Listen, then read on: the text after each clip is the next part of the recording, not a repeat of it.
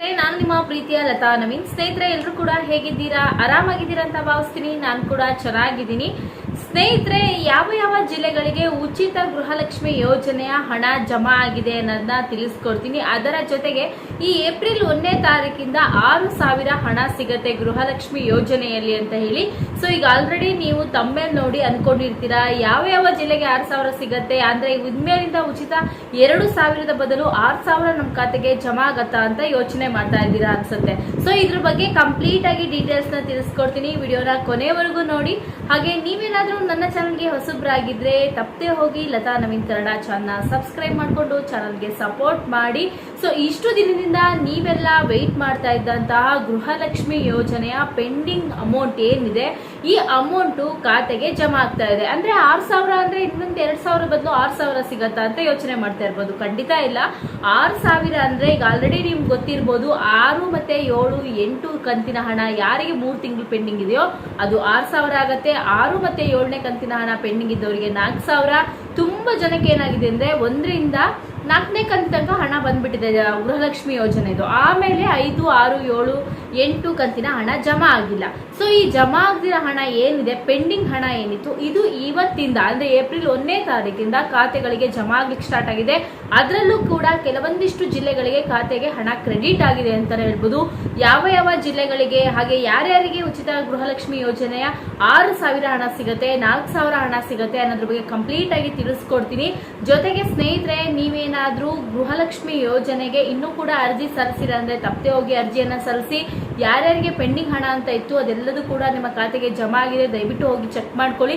ಇಷ್ಟು ದಿನದಿಂದ ಯಾಕೆ ಬರ್ತಾ ಇರಲಿಲ್ಲ ಅಂದ್ರೆ ನೀವು ನೋಡ್ಬೋದು, ಟೆಕ್ನಿಕಲ್ ಇಶ್ಯೂ ಇತ್ತು, ಸರ್ವರ್ ಬ್ಯುಸಿ ಇತ್ತು, ಕೆಲವೊಂದು ಕಾರಣಗಳನ್ನ ಆಲ್ರೆಡಿ ರಾಜ್ಯ ಸರ್ಕಾರ ಅಂದ್ರೆ ಮಹಿಳಾ ಮತ್ತು ಮಕ್ಕಳ ಕಲ್ಯಾಣ ಇಲಾಖೆಯಿಂದ ಕೊಡ್ತಾ ಇತ್ತು. ಬಟ್ ಈಗ ಮಹಿಳಾ ಮತ್ತು ಮಕ್ಕಳ ಕಲ್ಯಾಣ ಇಲಾಖೆಯಿಂದನೇ ಒಂದು ಖಡಕ್ ಆಗಿರುವಂತಹ ಉತ್ತರವನ್ನ ಕೊಟ್ಟಿದ್ದಾರೆ. ಒಂದು ಮಹಿಳೆಯರಿಗೆ ಒಂದು ಗುಡ್ ನ್ಯೂಸ್ ಅನ್ನ ಕೊಟ್ಟಿದ್ದಾರೆ ಅಂತಾನೆ ಹೇಳ್ಬೋದು ಸ್ನೇಹಿತರೆ.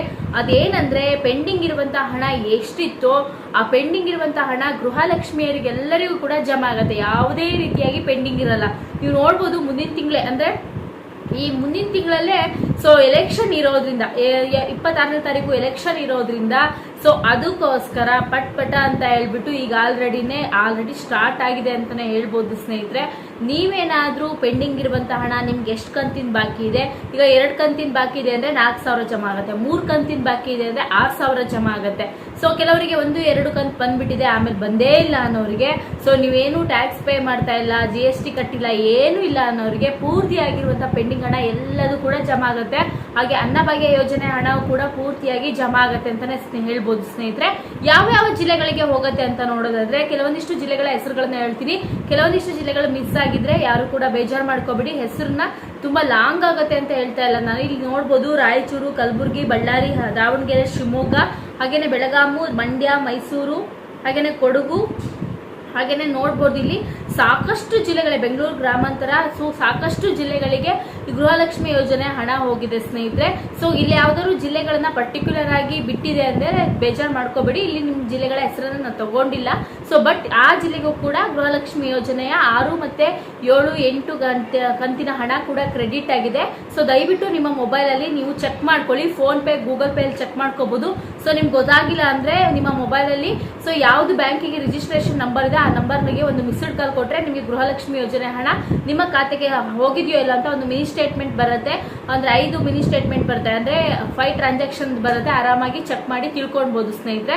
ಸೊ ಮತ್ತೆ ನಿಮ್ಗೆ ಇವತ್ತಿಂದನೇ ಏಪ್ರಿಲ್ 1ನೇ ತಾರೀಕಿಂದ 6,000 ಬರುತ್ತೆ ಅಂತ ಕನ್ಫ್ಯೂಸ್ ಆಗ್ಬೇಡಿ. ಯಾರ್ಯಾರಿಗೆ ಬಂದಿರಲ್ಲ 6,000 ಕ್ರೆಡಿಟ್ ಆಗುವಂಥದ್ದು.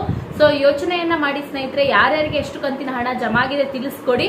ಹಾಗೇನೆ ಯಾರೆಲ್ಲ ಇನ್ನು ಕೂಡ ಗೃಹಲಕ್ಷ್ಮಿ ಯೋಜನೆಗೆ ಅರ್ಜಿ ಹಾಕಿಲ್ಲ ಅವರಿಗೆಲ್ಲರೂ ಅರ್ಜಿಯನ್ನು ಹಾಕ್ಲಿಕ್ಕೆ ಒಂದು ಒಳ್ಳೆಯ ಅವಕಾಶ. ಅರ್ಜಿಯನ್ನು ಹಾಕಿ, ಹಾಗೆ ಆಧಾರ್ ಕಾರ್ಡ್ ಅಪ್ಡೇಟ್ ಮಾಡಿಸ್ತಾ ಇದ್ದವರು ಆಧಾರ್ ಕಾರ್ಡ್ ಅಪ್ಡೇಟ್ ಮಾಡಿಸಿ ಅಂತ ಹೇಳ್ತೀನಿ ಸ್ನೇಹಿತರೆ. ಸೊ 10 ವರ್ಷ ಮೇಲ್ಪಟ್ಟು ಯಾರ್ದು ಆಧಾರ್ ಕಾರ್ಡ್ ಇದೆ ಡೆಫಿನೆಟ್ಲಿ ಆಗಿ ಮಾಡಿಸಿ. ಯಾಕಂದ್ರೆ ಜೂನ್ 14ನೇ ತಾರೀಕು ಟೈಮ್ ಇದೆ.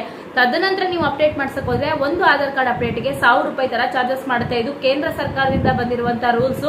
ಸೊ ಪ್ರತಿಯೊಬ್ರು ಕೂಡ ಪಾಲಿಸಲೇಬೇಕು. ಯಾಕಂದ್ರೆ ನೀವು ಒಂದು ಜಾಬಿಗೆ ಅಪ್ಲೈ ಮಾಡ್ಬೇಕಾಗ್ಲಿ, ಅಥವಾ ಹಾಸ್ಪಿಟಲ್ಗಳಿಗಾಗ್ಲಿ, ಅಥವಾ ನಿಮ್ಗೆ ಬೇರೆ ಪ್ರೂಫ್ಗಳಿಗೆ ಕೊಡ್ಲಿಕ್ಕಾಗ್ಲಿ, ಎಲ್ಲದೂ ಕೂಡ 10 ವರ್ಷ ಮೇಲ್ಪಟ್ಟಿದ್ರೆ ಆಧಾರ್ ಕಾರ್ಡ್ ವ್ಯಾಲಿಡ್ ಆಗೋದಿಲ್ಲ. ಅದಕ್ಕೋಸ್ಕರ ಪ್ರತಿಯೊಬ್ರು ಕೂಡ ಆಧಾರ್ ಕಾರ್ಡ್ ನ 10 ವರ್ಷ ಆಗಿದೆ ಅಪ್ಡೇಟ್ ನ ಮಾಡಿಸ್ಲೇಬೇಕು ಸ್ನೇಹಿತರೆ. ಸೊ ಇದೊಂದು ಬಿಗ್ ಅಪ್ಡೇಟ್ ಅಂತಾನೆ ಹೇಳ್ಬೋದು. ಯಾರ್ಯಾರಿಗೆ ಗೃಹಲಕ್ಷ್ಮಿ ಯೋಜನೆ ಹಣ ಬಂದಿದ್ರೆ ದಯವಿಟ್ಟು ಒಂದು ಕಮೆಂಟ್ ಮಾಡಿ ಅಂತ ಹೇಳ್ತಾ ಈ ವಿಡಿಯೋನ ಎಲ್ಲಿಗೆ ಮುಗಿಸ್ತಿದೀನಿ. ಸ್ನೇಹಿತರೆ, ನನ್ನ ನೆಕ್ಸ್ಟ್ ವಿಡಿಯೋದಲ್ಲಿ ನಿಮಗೆ ನಾನು ಡೈಲಿ ವ್ಲಾಗ್ ಹಾಗೆ ಸ್ಕಿನ್ ಕೇರ್ ರೊಟೀನ್, ಟ್ರಾವೆಲಿಂಗ್ ವಿಡಿಯೋನ ಡೈಲಿ ರೊಟೀನ್ನ ನಿಮ್ಮ ಜೊತೆ ಶೇರ್ ಮಾಡ್ಕೊತೀನಿ. ಹಾಗೆ ನೀವು ನನ್ನ ಇನ್ಸ್ಟಾಗ್ರಾಮ್, ಫೇಸ್ಬುಕ್ಕಲ್ಲೂ ಫಾಲೋ ಮಾಡ್ಬೋದು. ನಾನು ಇನ್ಸ್ಟಾಗ್ರಾಮ್ ಐಡಿಯಾನ ಡಿಸ್ಕ್ರಿಪ್ಷನ್ ಕೊಟ್ಟಿರ್ತೀನಿ, ದಯವಿಟ್ಟು ಹೋಗಿ ಚೆಕ್ ಮಾಡಿ. ಎಲ್ಲರೂ ಕೂಡ ಫಾಲೋ ಮಾಡಿ ಅಂತ ಹೇಳ್ತಾ ಇದೇ ರೀತಿ ಸಪೋರ್ಟ್ ಮಾಡಿ. ಯಾರೆಲ್ಲ ನನ್ನ ಚಾನಲ್ನ ಸಬ್ಸ್ಕ್ರೈಬ್ ಮಾಡ್ತಿದ್ದೀರೋ ಪ್ರತಿಯೊಬ್ಬರು ಕೂಡ ವಿಡಿಯೋನ ನೋಡಿ ಪೂರ್ತಿಯಾಗಿ ನನ್ನ ಚಾನಲ್ಗೆ ಸಪೋರ್ಟ್ ಮಾಡಿ ಅಂತ ಹೇಳ್ತಾ ನಿಮ್ಮೆಲ್ಲರ ಸಪೋರ್ಟು ಇದೇ ರೀತಿ ಇರಲಿ ಅಂತ ಹೇಳ್ತಾ ಈ ವಿಡಿಯೋನ ಮುಗಿಸ್ತಾ ಇದ್ದೀನಿ. ಮುಂದಿನ ವಿಡಿಯೋದಲ್ಲಿ ಮತ್ತೊಮ್ಮೆ ಸಿಗೋಣ ಸ್ನೇಹಿತರೆ. ನಿಮ್ಮೆಲ್ಲರಿಗೂ ಕೂಡ ಧನ್ಯವಾದಗಳು. ನಮಸ್ಕಾರ.